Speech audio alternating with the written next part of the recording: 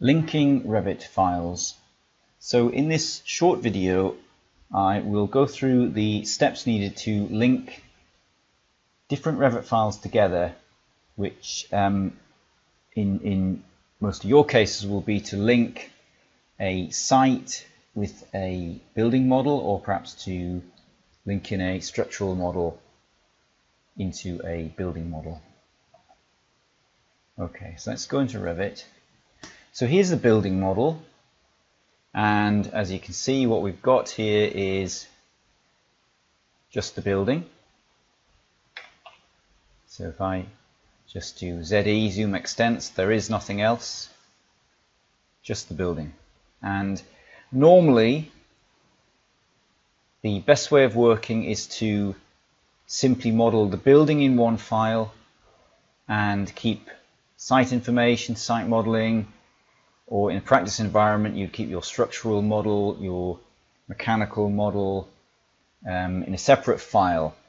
This keeps the file sizes manageable, and it also allows for easier work sharing between the different team members. Okay, so there's our building, but we want to now have that building on the site. Okay, now what I would suggest is the best way of doing it is actually to link your site model into your building model. And then in terms of the kind of architectural design, you would continue to work in your building model with the site model linked in as a kind of reference file. So if I just quickly show you what we're aiming for. So I've already loaded in this linked file, and I'll just reload it now just to show you. Then we'll go back and we'll start from the beginning. So I've just reloaded. Okay, so that's what we're aiming for. Is we've got what we have here is we have our building file, which is live and editable, and the site is now referenced in, or in Revit terminology we say linked in. And that now allows us to modify the building, do energy analysis, daylighting analysis, and so on, but with the site information linked into the file.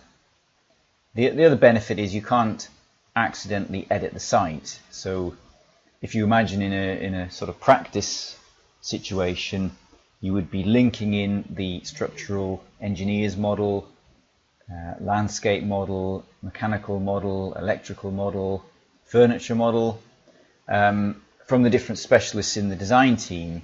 And as the architect, what you don't want to do is accidentally be modifying other people's models. Okay, so what I'll do, let's just go back to the beginning. So I'm going to start from scratch. So I'm just going to unload that reference file and go back to, there we are, just to the building. Okay, now in a practice situation with proper file management, what you would actually be doing is right at the beginning of the project, the BIM manager would actually set up a reference file for all disciplines, and the reference file would have all of the level terminology that will be used in the project, and it will also have a base point, and then all the other design team members would reference in that reference file to make sure that everything goes in the right place and everybody's always modeling elements in the correct place. Now, for our purposes, we may not have that because we've just been sort of a bit more rapid about just getting started, getting modeling. So what I've done, I just minimized that one. I'm just going into another file here. So what I've got here is a, as you can see here, is a site-only model now. So here's your site with no building. So just the empty site. It's the usual sort of unfinished site model that I've been using. And what I've done is, just to demonstrate, I've deliberately moved this site model to the wrong place. And if I just zoom in a little bit onto the section here, I've also moved the levels about and in fact renamed them so that the levels in this site model will not be the same levels that were used in the building model. And I've done that just to demonstrate that you can still insert or link in this site model into your building file. Now, as I say, this is where in practice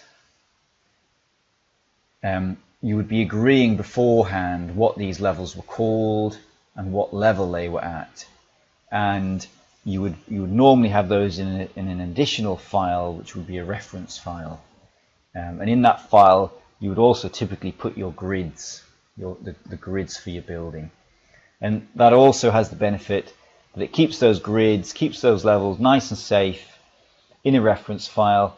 In my experience, we would normally then limit access rights to that file so that nobody within the practice could accidentally start editing those grids. It's hugely important in Revit because when you're modeling in a practice environment, you will be placing elements in relation to grid. And so, for example, centering columns on a grid, positioning a wall 1 meter away from a grid line. And if you start moving those grids about, you will start moving the elements with it, which is a real benefit normally when you want to, because you can change your grid and, for example, the whole structural frame will move with it, but not a benefit if you're doing it accidentally. Okay, but for now, we've got these levels, and to make it clear, I've renamed them as site level, and they've got some that one's called 3, base level 4, and I've moved the heights of these levels just arbitrarily, really, just so they're not the same as the levels that we were using in the building file. So I'll just save that. And I've called this file Scenario Building Site Offset, just to make it clear that I've deliberately put it all in the wrong place. Now we need to, before we can link that into another file, you do need to actually close it down. So close that. Just check what else I've got open here.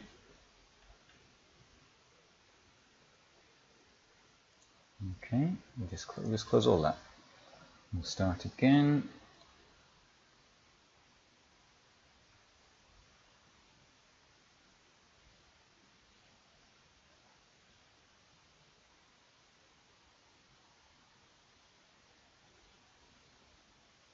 Okay, so I'm going to open the scenario building only.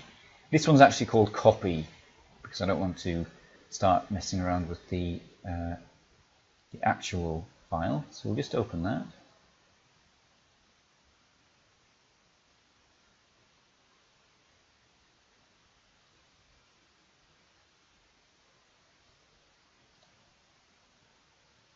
So there we are, scenario building only copy 01. So here's our copy. Just zoom extent steady, and you can see there's nothing else here. Okay, and what we now want to do is reference in or link in, to use the correct terminology, our site. I'm just going to go to a plan view over here. Okay.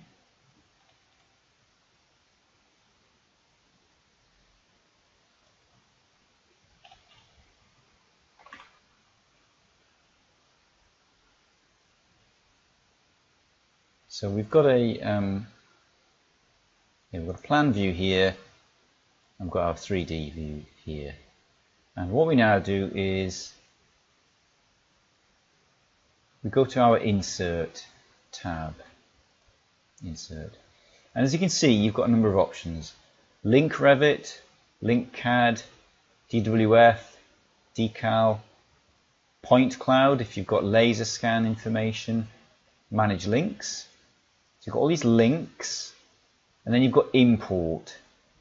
Okay, CAD, GBXML, insert from file, which we've used before for images.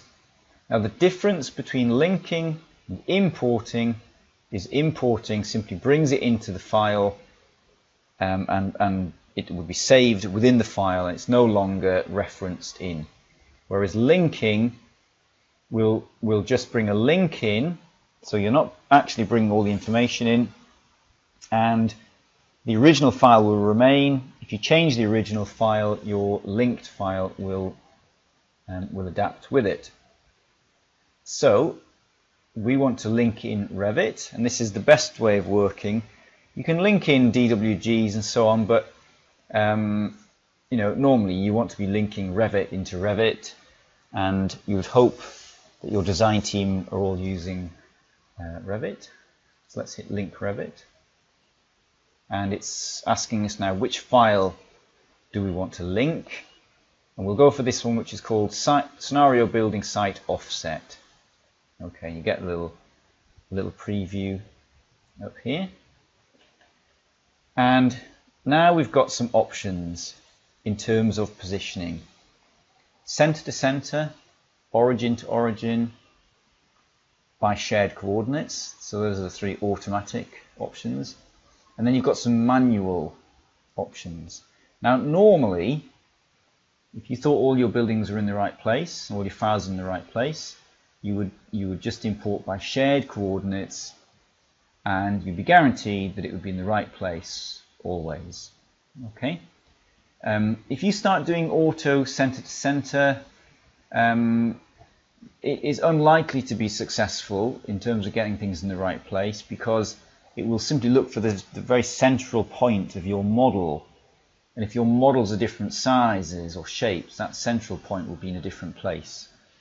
Equally, origin to origin is not always successful because your origin point will be different. And then with the manual points, you're basically going to bring the file in and then move it around before you place it. Now with any of these options, you can always move your reference file around once you've linked it anyway. Okay.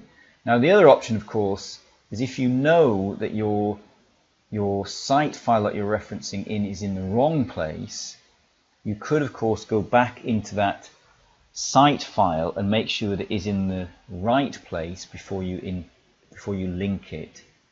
Okay.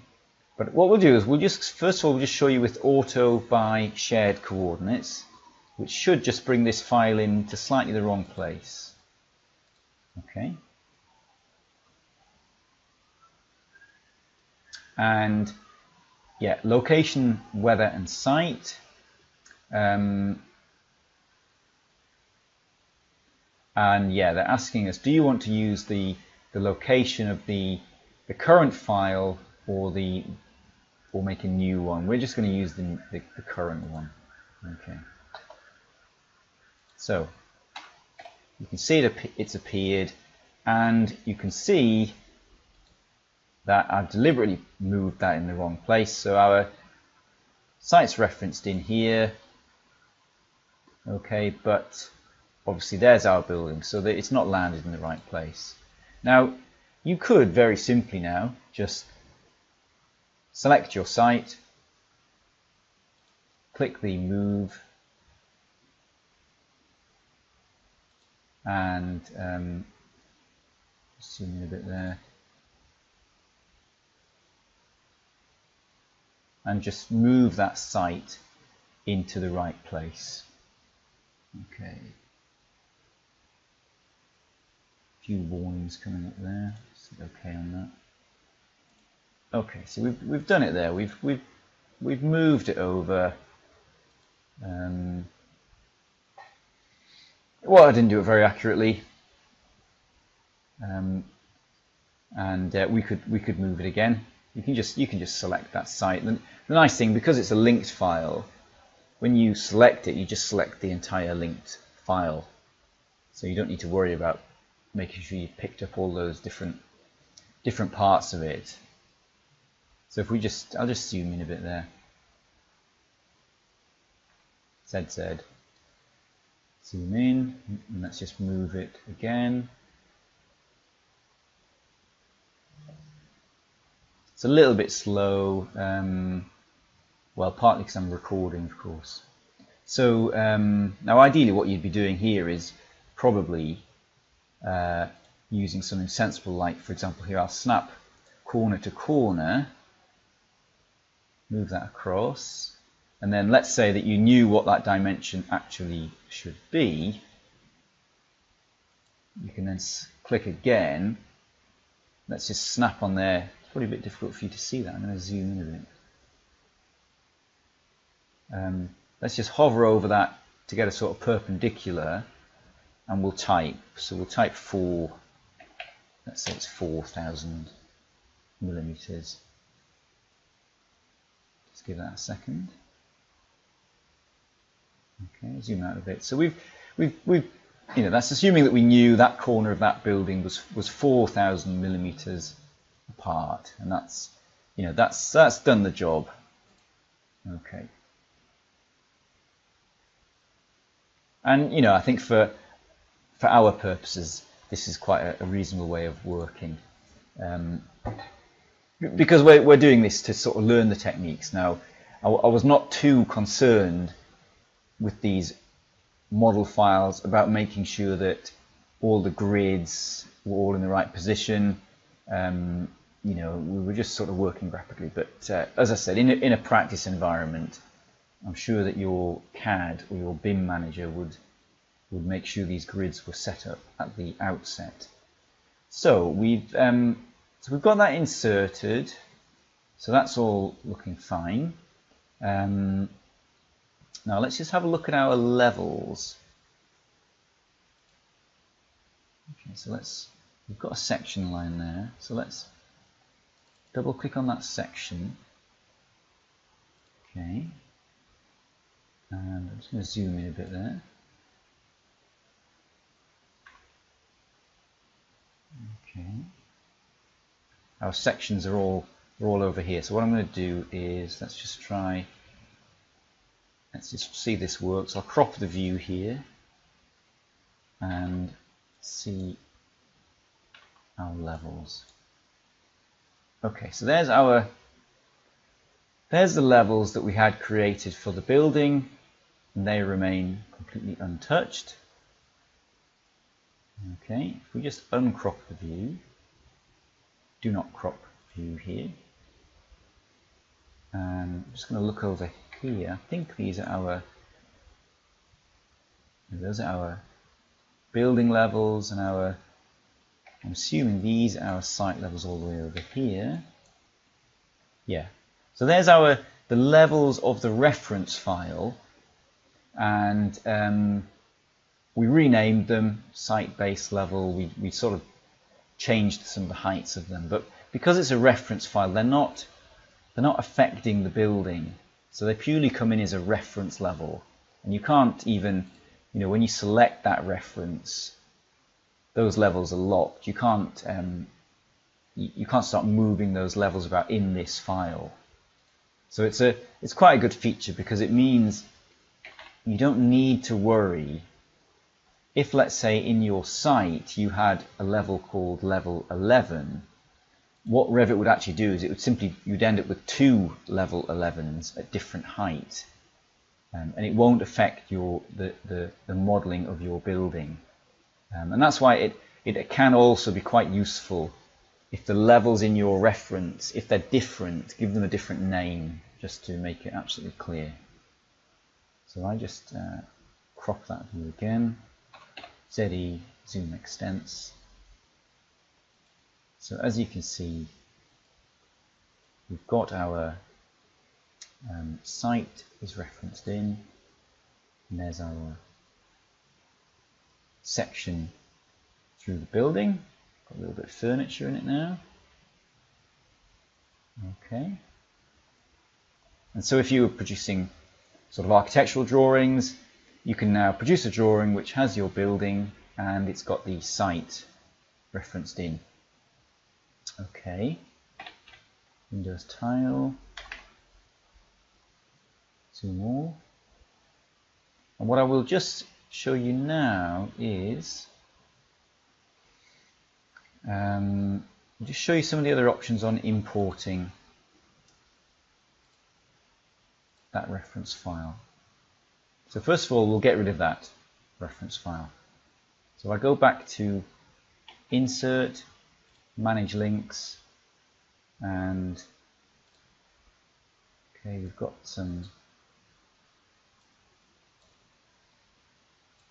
these linked files here. And what we'll do is we'll just unload that. In fact, we'll remove it. Well, no, I'll show you unloading first. If you unload it, get a little warning. Do you want to continue?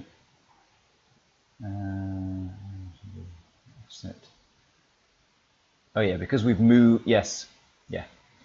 Because we've moved that reference file, it's asking us now, do you want to save that new position in the original reference file, which is quite useful. So if we hit save now, it will save that position in the linked file, which is what we would more than likely want to do. If we don't save, then the next time that you reload it, it's going to put it back where it was. So what we would do is hit save. Okay, so just hit OK on that. So it's not showing anymore. Okay, we can bring it back. If we go back to our manage links, you can see there it says its status is not loaded, and we can reload it. Now what it's doing is it's keeping it knows where the link is. It's not showing it in the model. So we reload it, and it should just come back on again. Okay. Yeah, so it comes back on, which is different from remove. Will remove it completely, and you would have to then go back and link it in again. Okay. And what I'll just quickly show you now is some of the other options in terms of linking. So we'll go back to link Revit. We'll get our offset again. And we'll do one of the manual ones this time. So let's just do it by base point.